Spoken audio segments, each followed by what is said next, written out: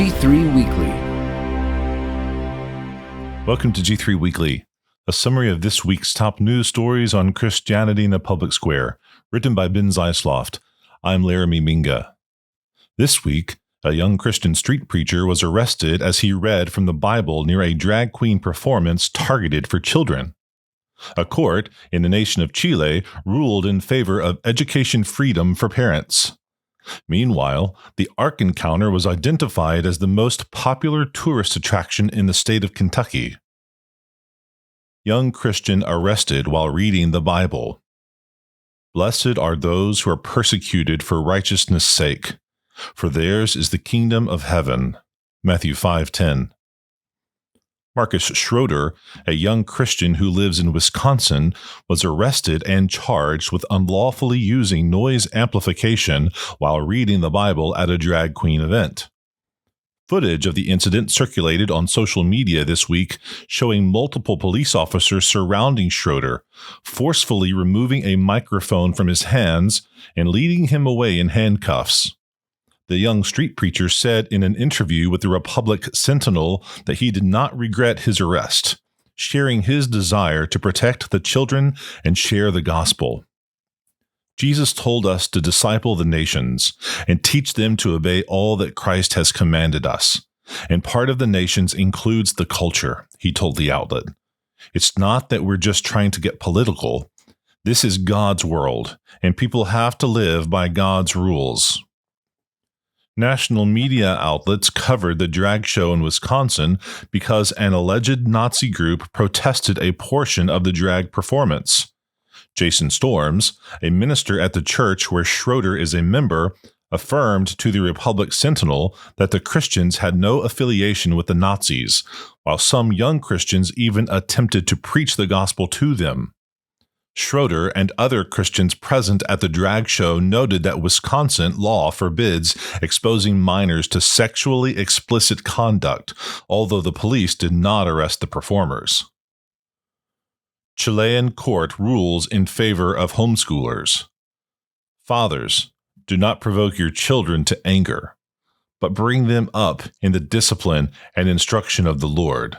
Ephesians 6:4. An appeals court in the nation of Chile ruled in favor of a student and his parents desiring to receive an education remotely through a foreign-based homeschool program. Jose Antonio Widow Aldenut and his parents, Felipe and Carolina, sought legal relief after the Chilean Ministry of Education refused to recognize the high school diploma he earned virtually from a school based in Texas, preventing him from applying to universities. Judges ruled unanimously, however, that the degree from the foreign institution was legitimate, according to a press release from Alliance Defending Freedom International. This is a victory for rights of parents in Chile in line with the guarantees of international human rights law, Alliance Defending Freedom International Director of Advocacy for Latin America, Tomás Henriquez, said in the release. Parents in Chile, under both the Chilean Constitution and international law, have every right to choose the type of education that they believe is best for their children, even programs abroad. Educational freedom and parental rights for homeschoolers vary across countries. Nations such as Germany entirely forbid homeschooling, a reality which offers difficulties to parents who desire explicitly Christian education for their children. Homeschooling remains legal in the United States, but has been increasingly opposed in recent years by some progressives.